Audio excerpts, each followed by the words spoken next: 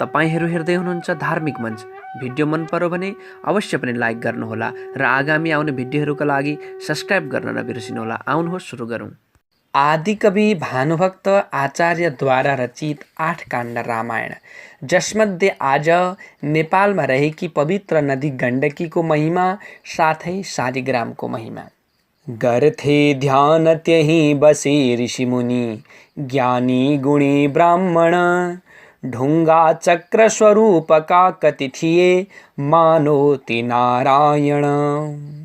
शालिग्राम शिला थिए तटभरि, पानी थियो निर्मल। देख्दै चित्त हुने प्रसन्न सबले, पानी पिए कलकल। राजाले अति स्वच्छ पुण्य सलिला, देखे नदी ती जब। सोधे नाम बताउनुस् यी नदीको, ज्ञानी मुनि हो सब। यस्तो प्रश्न सुनेर ती नृपतिको, आनन्द मानिकन। सारा ती तपसी मुनि ऋषिसले, गर्दा भए वर्णन। राजन यी नदीको महात्म्य छ ठुलो, ती देवता वा नर। गर्छन् सेवन दान ध्यान खुसीले, सद्भक्तिले सुन्दर। निस्केकी अघि गण्डबाट विधिकी, अहिले त्यसै कारण। भन्दैछन् शुभ नाम गण्डकी भनी, यिनलाई ज्ञानी जन। यिनको दर्शन मात्रले पनि सबै पापादिका बन्धन काटिन्छन्, अति स्पर्शले हृदय नै होला सफा कञ्चन। गर्नाले जलपान कोटि जुनीको, काटिन्छ दुर्भावना। तिनलाई सुख शान्ति मिल्छ यमको, पर्दैन केही यातना। शालिग्राम शिला यी विष्णु रूपका, पाइन्छ धेरै यहाँ। शालिग्राम र चक्र द्वारवतीको, पूजिन्छ साथै जहाँ। गंगा सागर को समान त्यही नै हो मुक्तिदाता स्थल। यसमा संशय छैन हे नरपते, सारै छ यो उज्ज्वल। शालिग्राम प्रसन्न भई दिन दिनै, जो गर्दछन् पूजन। यो संसार समुद्र पारि सहजै, जान्छन् तिनै सज्जन। पानी मात्र पिए पनि शरीरका, पापादि छन् जे जति। तिनको नाश हुनेछ भक्ति मनमा, बढ्ला कति हो कति। संसारी र गृहस्थ धर्म पथमा, चल्नेहरू छन् जति। सारा पाप पकाली मोक्ष पदमा, पुग्छन् तिनै सद्मति। शालिग्राम सहर्ष पूजन गरी, जो गर्दछन् भोजन। हुन्छन् मुक्त अवश्य देह त्यजिति, ज्ञानी सुखी ब्राह्मण। शालिग्राम नगर्नु पूजन कवै, नारीहरूले भनी। चाहे त्यो विधवा रहोस् कि सधवा, बस्ने छ दुखी बनी। पूजा गर्नु परै रहोस् छुनु पनि, हो मूर्खता भन्दछन्। धेरै वर्ष परि ठुलो नरकमा, सङ्कष्ट ती भोग्दछन्। भन्छन् वज्र समान पुष्प विष झैं, श्रीखण्ड नैवेद्य भो। नारीले त नगर्नु पूजन कवै, शास्त्रोक्त यो बात हो। शालिग्राम सदैव पूजन स्वयं, गर्छु म जो भन्दछन्। जसले रोक्दछ त्यो ठुलो नरकमा, पर्नेछ यो मान्दछन्। शिक्षा नास्तिकलाई दिन्छ तिमीले, गर्नु सधैँ पूजन। त्यसको मुक्ति हुनेछ सात कुलको, त्यही हो गुणी सज्जन। डाकु चोर अनेक पापहरूमा, छन् गाडी एका जति। शालिग्राम गरेर पूजन छिटै, तर्छन् ठुला दुर्मति। शालिग्राम सहर्ष पूजन जहाँ, गर्छन् तपस्वी मुनि। हुन्छन् तीर्थ ती एक योजन भरी, चाहिन्न केही पनि। पूजा गर्नु हुँदैन भङ्ग अथवा, टुटे फुटेका पनि। चिल्लो उत्तम हेर्नु पर्छ वजनी, हुन् विष्णु रूपा भनी। शालिग्राम लिएर राख्नु सगमा यो देह त्याग्छु भनी त्यसलाई दुःख हुन्न केही मरणको भन्छन् ती सुन्ने पनि त्यसको मुक्ति अवश्य हुन्छ भवमा पर्दैन त्यो जन्ममा हो यो सत्य कुरा र शास्त्र मत हो तोड्ला सबै बन्धन चारै वर्ण पुराण शास्त्रहरूको ज्ञाता गुणी सज्जन शालिग्राम पुजी गए सुरपरी त्यागेर आफ्नो तन शालिग्राम र चक्र गोमती नदी को गर्छ जो पूजन त्यसले जन्मनु मर्नु कष्ट कहिले पर्दैन भोगी लिन पूजामा धन मोह क्रोध नगरी शान्ति गरे धारण इच्छा पूर्ण हुनेछ क्रोध मनको हो पापको कारण पल्केका पर नारी मार धनमा पापीहरू छन् जति तिनले पूजन यो नगर्नु कहिले हो नरक जाने मती पहिलेका हरिभक्त अम्बरीश जो राजा थिए सज्जन दुर्वासा ऋषि चक्रकै अघि परी ती भूपकै कारण एउटा भन्छु कथामा यही विषयको कोही थिए वैष्णव पहुँचे कीटक देशमा घुमिफिरी केही कालमा ती जब व्याधा एक रहेछ दुष्ट यमका केही दूत आए लिन लौरो एक ठुलो छ पात्र करमा थाले ती तर्साउन व्याधा दुःख परी अनेक थरीका सन्ताप मानिकन हेर्थ्यो छक्क परेर बोल्न नसकी आत्थी रहेथ्यो मन राता तरेर दुई नेत्र तिखारी हेर्छन् दारा किटी घरी घरी ती लतार्न खोज्छन् त्यस्ता भयङ्कर ती दूत खडा भएर हप्काउँछन् घरी घरी नगिचै गएर हत्या गरिस्किन अघि सब जानी जानी नारी पराई हरिथिस्किन केही नमानी अर्को नगिच गई भन्दछ दूत फेरि पापी ठुलो र छलु बाँध झिकेर डोरी अर्को रिसाइकन भन्दछ काट्नु पर्छ यसलाई त्यो नरकमा लगी जाक्नु पर्छ अर्को उतर्सिकन भन्दछ काट्नु पर्छ छाड्नु हुँदैन अब प्राण निकाल्नु पर्छ गर्थे कुरा थरी थरी यमदूत तहाँ कोही दूत नाग भनी झट्ट गएर वहाँ खुट्टामा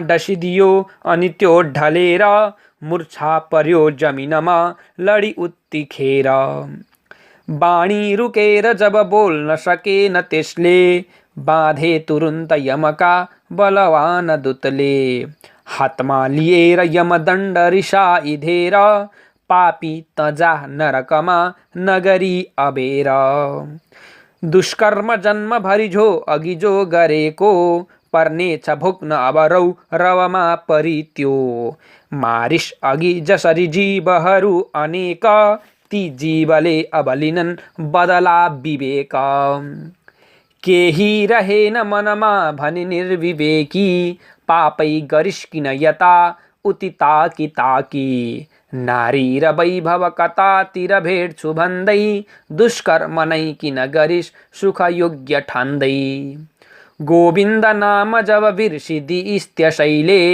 पर्ने भइस् नरकमा दुःख भोग्न अहिले लौ हिँड छिटै त यमका नजदिक पहिले दिन्छन् हुकुम नरकमा गई बस्नु तैले यस्तै अनेक थरीका त कुरा सुनाई लैजान तत्पर भए उही व्याधलाई बाणी भएर अवरुद्ध सकेन बोल्न थाल्यो मनै मन अनेक कुतर्क गर्न व्याधालाई चुटेर दूतहरूले लैजान आँटे जब आए एक मुनि उसै बखतमा ज्ञानी तथा वैष्णव व्याधाको दुःखले खिन्न मनले केही नबोले पनि शालिग्राम शिला पखाली जलतै ख्वाई दयालु बनी फेरि त्यो जलमा तुरुन्त तुलसी कापात हालिकन छर्के त्यही जल व्याधको तनभरि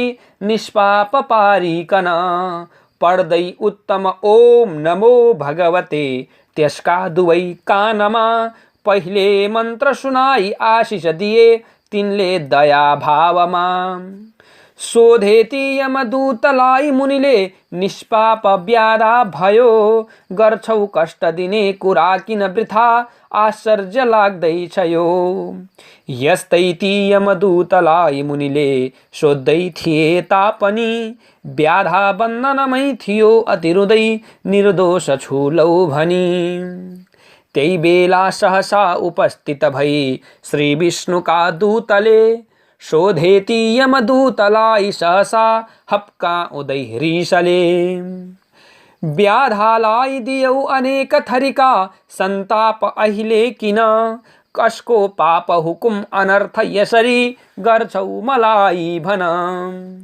सुन्धाती यमदूतले यति कुरा श्री विष्णुका दूतको बोले श्री यमराजकै हुकुमले बाँधी लियौ हामीले पापी हो र कुकर्म घोर खलले जानी अनेकौं गर्यो त्यसै कारणले सजाय अहिले भोग्दैछ भोग्ने छयो यस्तालाई पनि क्षमा गरी सबै वैकुण्ठ लान्छौ भनी गर्दैछौ बल व्यर्थमा किन तिमी अहिले दयालु बनी यस्ता ती यमदूतका सुनि कुरा श्री विष्णुका दूतले शालिग्राम शिला र दिव्य तुलसी हो श्रेष्ठ यही हेतुले पापी धेर भए भनी मरणको बेला उपस्थित हुँदा शालिग्राम तुलसी तथा जलली छोई छुवाई दिँदा सारा पाप पखालियो भनी स्वयं प्रत्यक्ष जानी लिनु त्यसलाई कुकर्मको फल भनी हो व्यर्थ शास्ति दिनु यसको देह भयो पवित्र हरिले आज्ञा दिनुभो जब आयौं हामीहरू र स्वर्गपुरीमा यसलाई लान्छौं अब जाओ भाग तिमीहरू अब छिटै आज्ञा प्रभुको भनी पर्छौ नत्र त कष्टको भुमरीमा निर्दोष छौ तापनि यस्ता बात सुनेर दूत यमका तत्काल भागी गए त्यो सारा यमराजको हजुरमा बिन्ती चढाई दिए व्याधालाई विमान स्वर्गपुरीको आयो अगाडि अनि पहुँचाए सब दूतले विनयले लौ स्वर्ग जाऊं भनी जसले धर्म गरेन पापतिर नै लागि बित्यो जीवन त्यस्तालाई मिल्यो पवित्र जलले नै स्वर्ग जाने क्षण आफ्नो जन्मभरि अनेक थरीका दुष्कर्म जसले गर्यो त्यसलाई प्रभुको दया हुन गई संसार पारी तर्यो जसले पढ्छ महात्म्य यो दिन दिनै श्रद्धा र भक्ति गरी व्याधा झैं गति मिल्छ त्यसकन पनि जानेछ पारी तरी ती रत्नग्रीव भूपले यति सुनि आनन्द मानिकन पहिले स्नान गरेर पितृहरूको गर्दा भए तर्पण तिनले गण्डकीका शिलाहरू लिए 24 छानिकन शालिग्राम भनेर शास्त्र विधिले गर्दा भए पूजन राजा खुसी भई त्यहाँ पछि हिँडे सानन्द नीलाञ्चल इच्छा एक थियो ती विष्णु प्रभुको दर्शन हुने केवल गंगा सागरमा पुगे सबजना हेर्थे ती चारैतिर देखेनन् जब नील पर्वत अनि सोधे कति छन् पर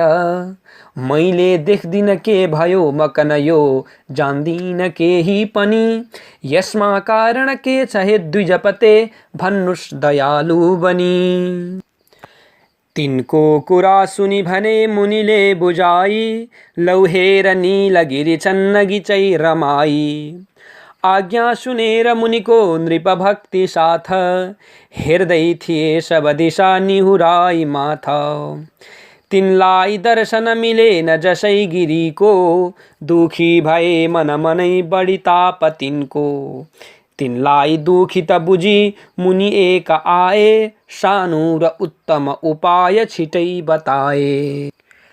आए यहीं म पनि हे नृपको ही दिनमा, पाइन दर्शन भयो अति कष्ट मनमा।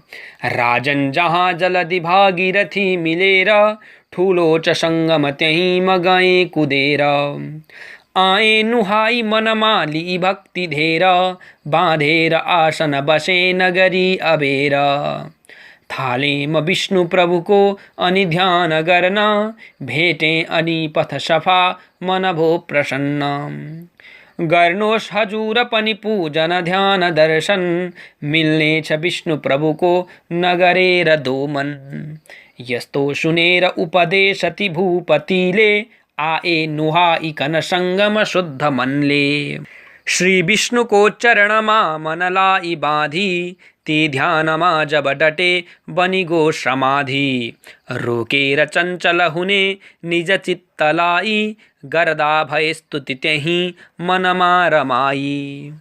हे नाथ हे यदुपते करुणा निधान, त्रैलोक्य रक्षक दया मय हे प्रधान।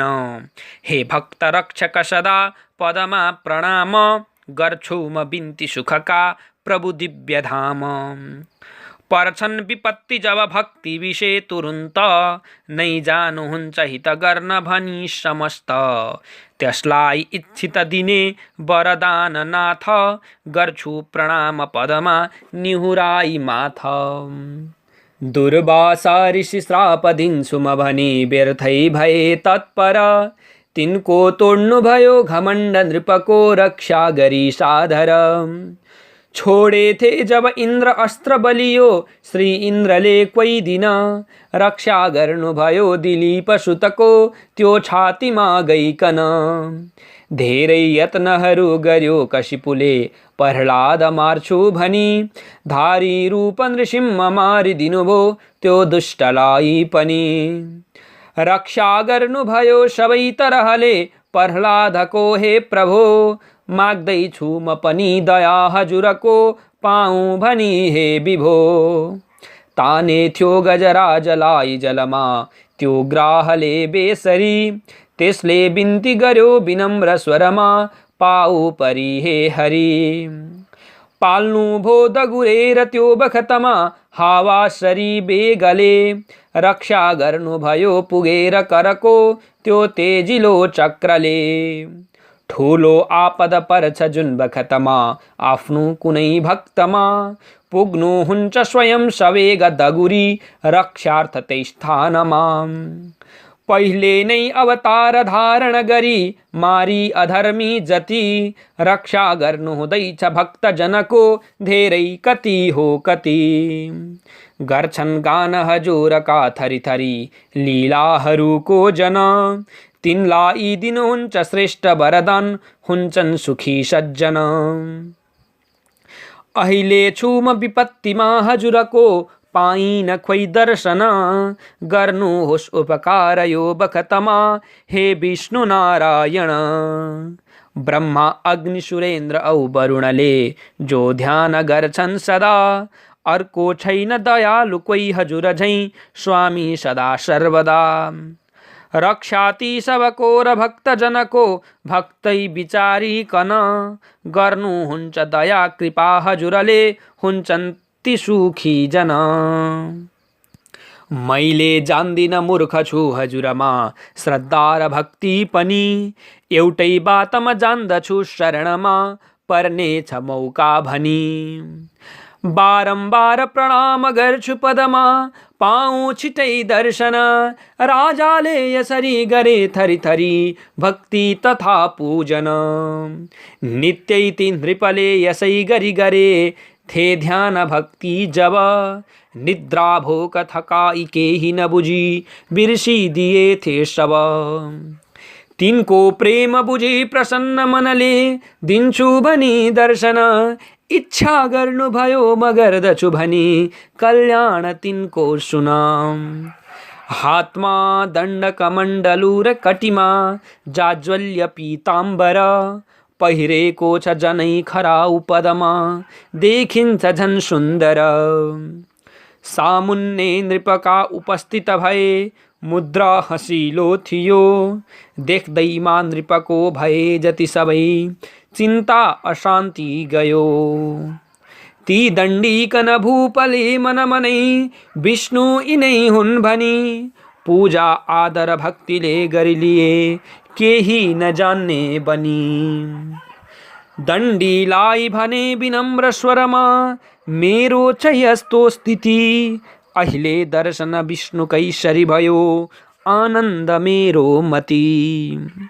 यस्तो बिन्ती गरेर भूपति बसे केही नबोली जब लागे भन्न बुझाई बात हितको हाँसेर ती वैष्णव।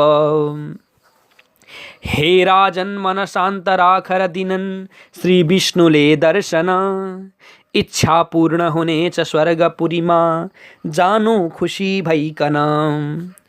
अन्तर ध्यान भए तुरुन्त त्यही नै ती दण्डधारी जब को हुन् यी भनी चिन्न जान्न नसकी आश्चर्य माने तब। सोधेथे मुनिलाई आदर गरी को हुन् तपस्वी यिनी बोलेथे अनि भूपको सुनि कुरा ती ब्रह्मचारी मुनि। राजन भाग्य ठुलो रहेछ र मिल्यो श्री विज्ञको दर्शन जान्नु विष्णु भनी तिनैकन तिमी झुटो कुरा बोल्दिन। पुग्ने छौ जब नील पर्वत विषे मिल्ला त्यही दर्शन बस्ने छौ गई झट्ट स्वर्गपुरीमा आनन्द मानिकन। ज्ञानी ब्राह्मणबाट यो सब सुनि राजा भए हर्षित हस्राश्रु निपका दुवै नयनमा टलपल भए शोभित।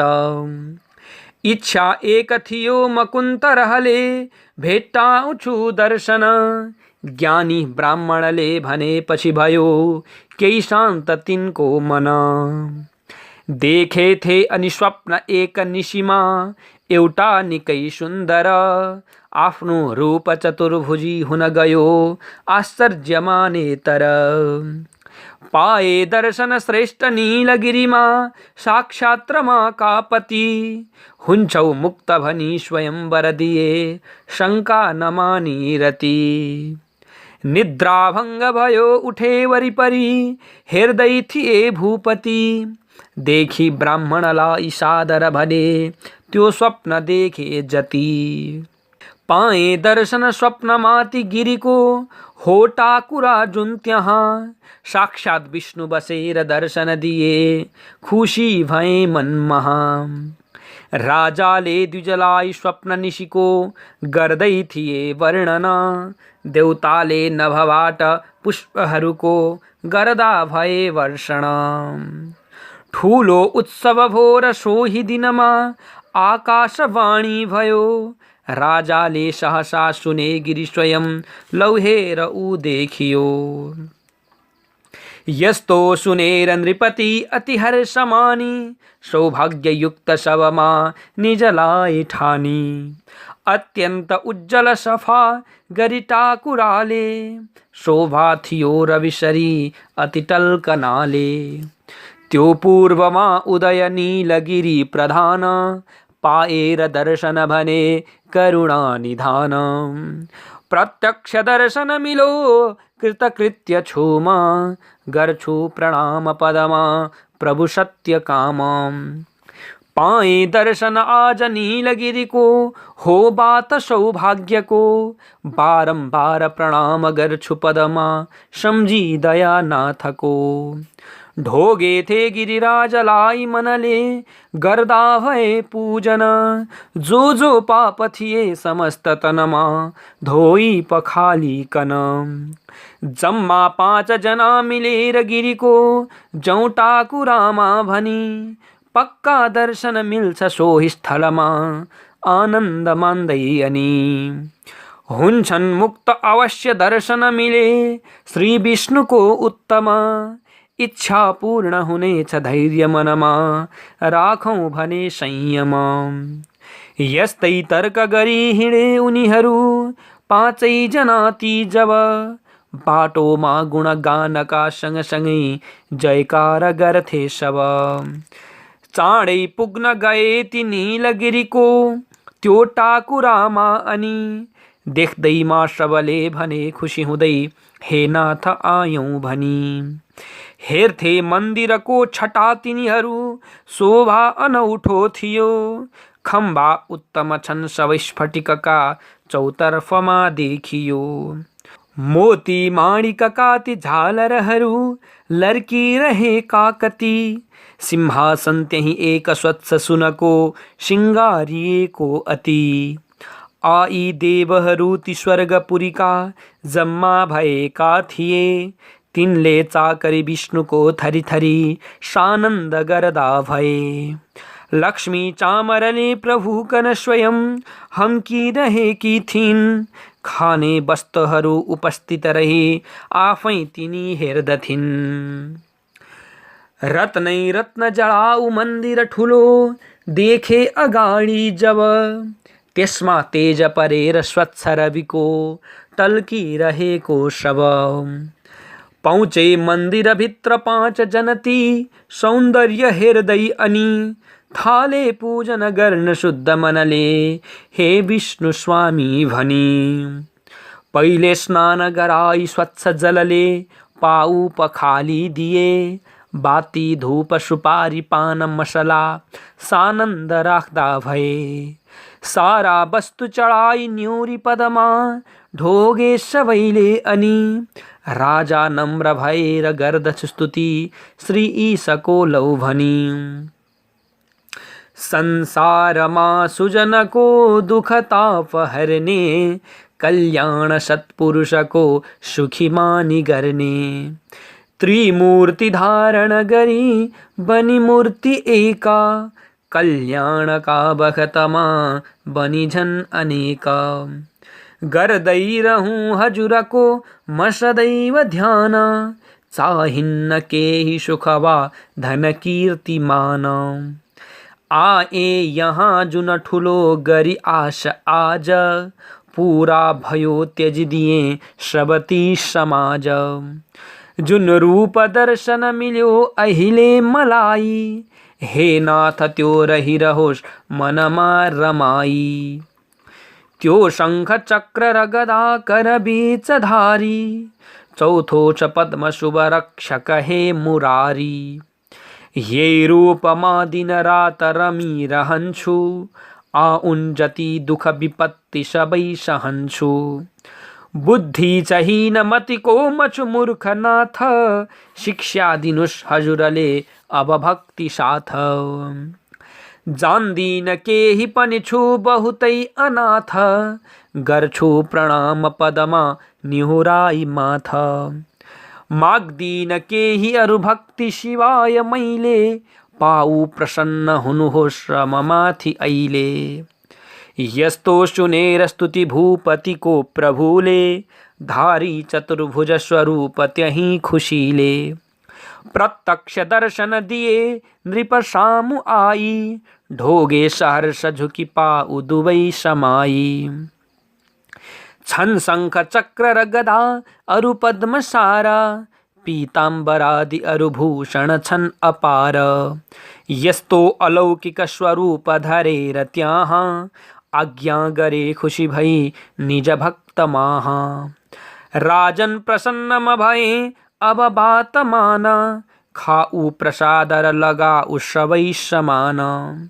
मिल्ला चतुर्भुज स्वरूप र मुक्ति पाई। वैकुण्ठमा गई बसे बहुतै रमाई।